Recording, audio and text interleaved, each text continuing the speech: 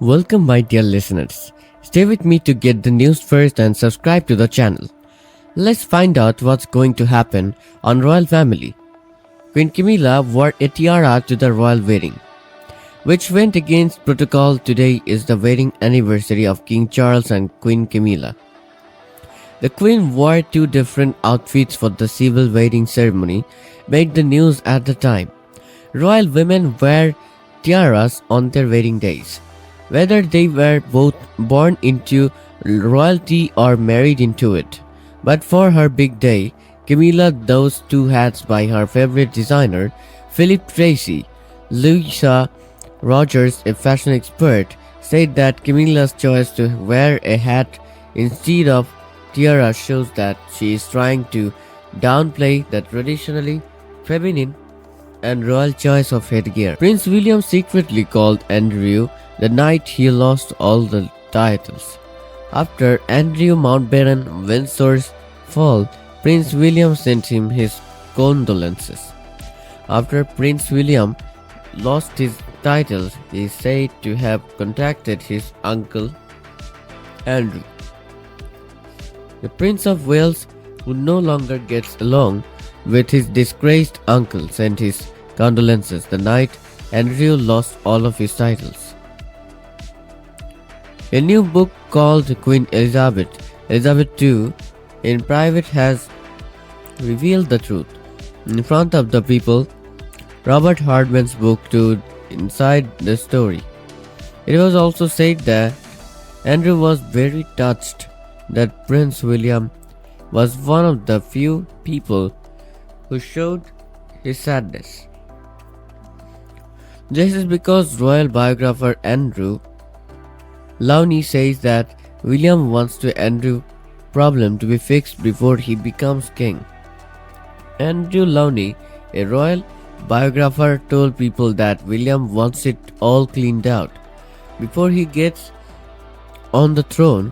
He wants it done now. Richard Kay, an expert, said there are still differences between the monarch and the heir, especially when it comes to the Prince Andrew scandal. William has been angry with Andrew for a long time because he wasn't friendly when he first introduced Kate Middleton to the royal family.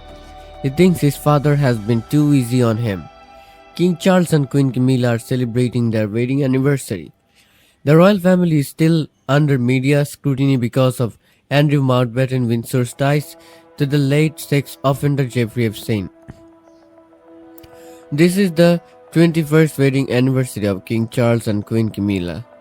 The royal family's social media accounts haven't posted any pictures of the couple to celebrate the anniversary of the Queen's working. On April 9, 2005, King Charles III, who was then Prince of Wales, married Camilla Peter-Bowles in a small ceremony outside Windsor Castle. A friend of both Charles and Camilla introduced them in 1970. They were together for a year before breaking up when King Charles joined the Royal Navy in the years to come. The two would have an affair, also months were apart. They were together for a year before breaking up when Charles joined the Royal Navy. In the years to come, the two would have an affair outside of marriage, which caused Charles to divorce Princess Diana and Camilla to divorce Andrew Parker Bowles. In 1999, Charles and Camilla were seen together in public for the first time. Prince Anne takes Camilla's daughter to court for illegally using Balmoral Castle. Camilla's daughter may have thought that being close to the Queen would protect her in some way. Maybe she thought that being related to people would make things easier. She might have thought that the issue would be dealt with quietly, with a warning instead of a fight. You can get away with that kind of thinking in social situations, but not in the royal world, especially when Princess Anne is around. Anne has spent her whole life showing that being important doesn't mean you can make bad decisions. It makes it stand out more, if anything. So when the case goes to court, it's not just a legal fight, it shows who is in charge. Anne's move is strong because it is so unemotional. It doesn't look like she's just acting out of anger. She's doing this because of her beliefs. That difference is important. In a family like this, feelings can be ignored as personal, but principle is harder to ignore. It implies that the problem is more than just one person. It means that the rules that protect Balmoral are more important than anyone's hard feelings or social awkwardness. And Balmoral is important. It has long been one of the last great royal sanctuaries, a place where the family can picture itself before the cameras.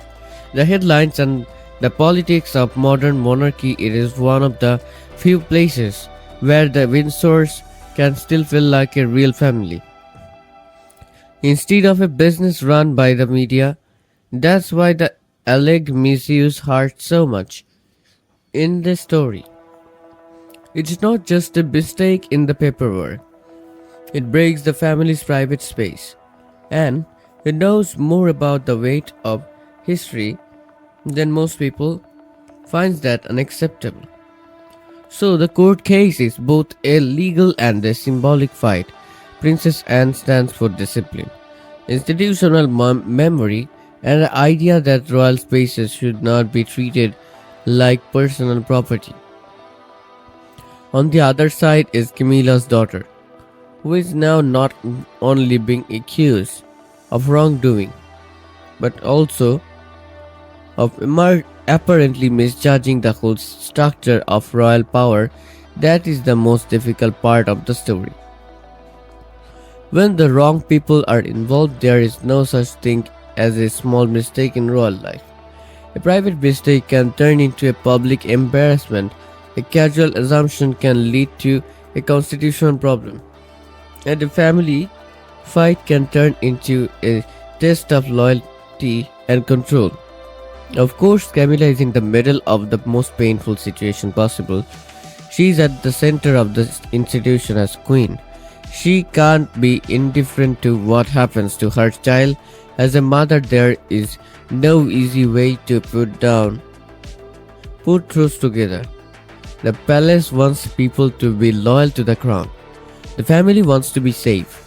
And when the two met, there is no result that makes everyone happy. In this made-up story, that tension adds to the story emotional power.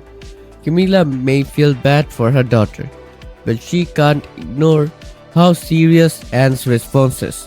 She knows more about the rules of royal life than most people.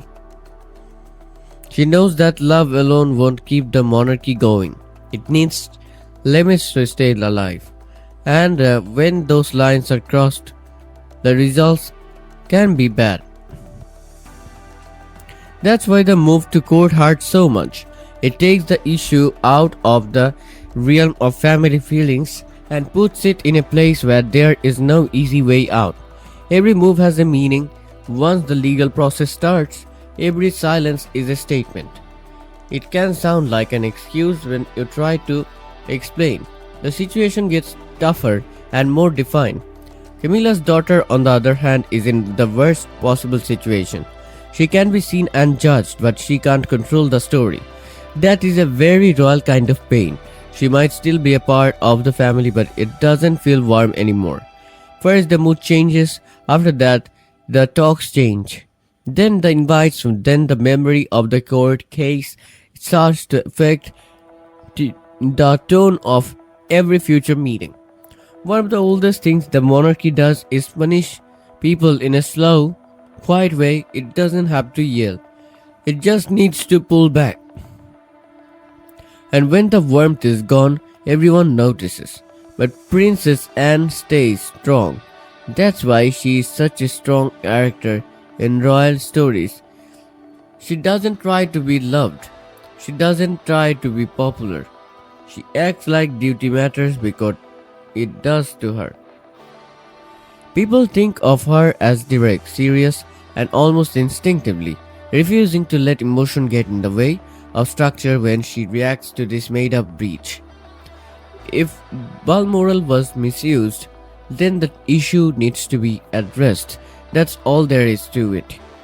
The castle symbolism makes the whole thing even more intense.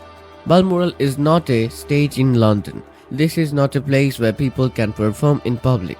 It is a safe place, a place where families can remember, and one of the few places where the monarchy can still feel close. Breaking the family's most private traditions is what it means to misuse it. That is why Anne's answer seems so rushed. She isn't just protecting properly, she is defending the idea that some parts of royal life should stay safe from people who think who they deserve things. That protection is important because royalty is based on symbols. A title means something, a house has meaning, a room has a meaning, and Balmoral means a lot. It has to do with the Queen, family summers, continuity, and the private side of a very public institution. So when the issue of misuse comes up, people automatically know that there is more at stake than just following the law. This is why the made-up court case is so interesting. It's not just a fight between two people in the same family. It's a story about what the royal family thinks it owns, how it protects it, and how it reacts when someone seems to break the laws. Anne's action says that no one can cross those lines just because they are close to someone. So Camilla's daughter is suffering in more ways than just legal or reputational. It makes me feel something. She has to deal with the fact that she might have confused access with permission.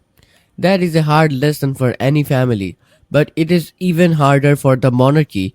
Royal access is always based on certain conditions.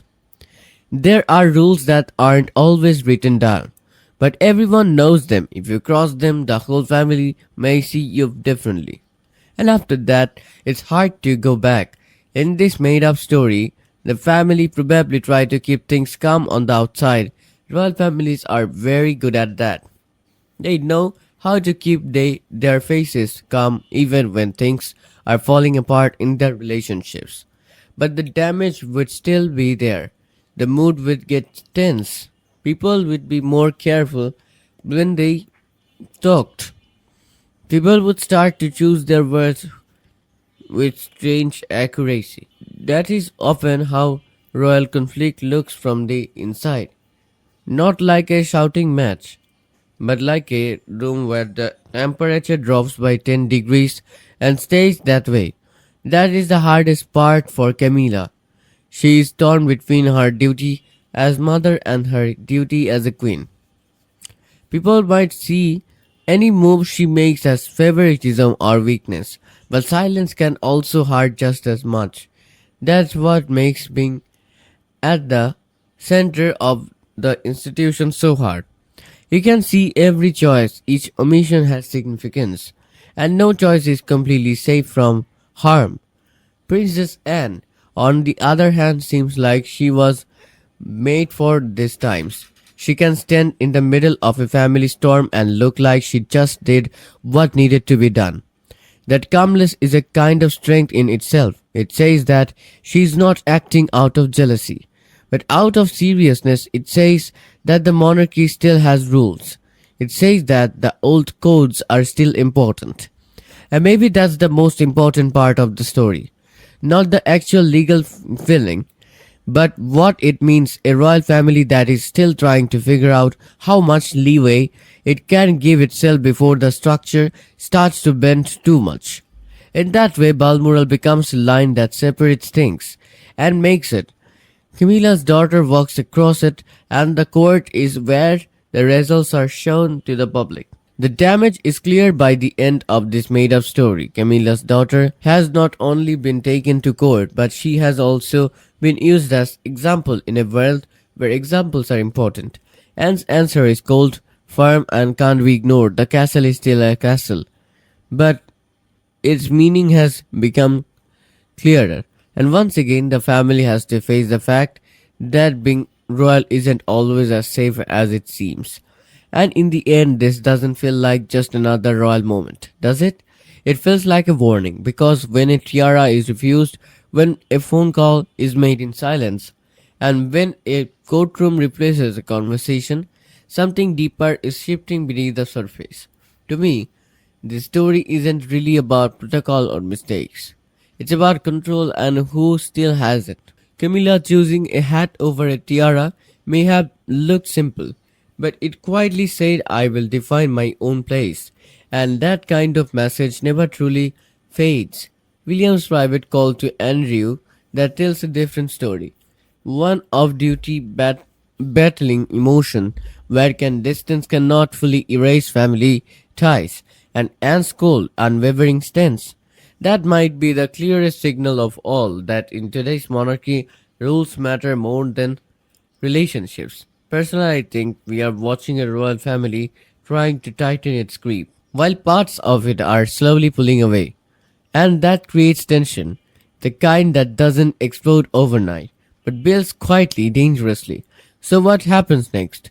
When personal choices keep clashing with royal expectations, will the monarchy become stronger by enforcing these boundaries, or will it slowly lose the warmth that once held it together?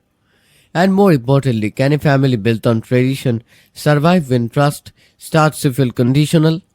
Looking ahead, don't be surprised if more private conflicts turn public and more small decisions carry much bigger consequences. And if you are watching closely, you might already see the next crack forming.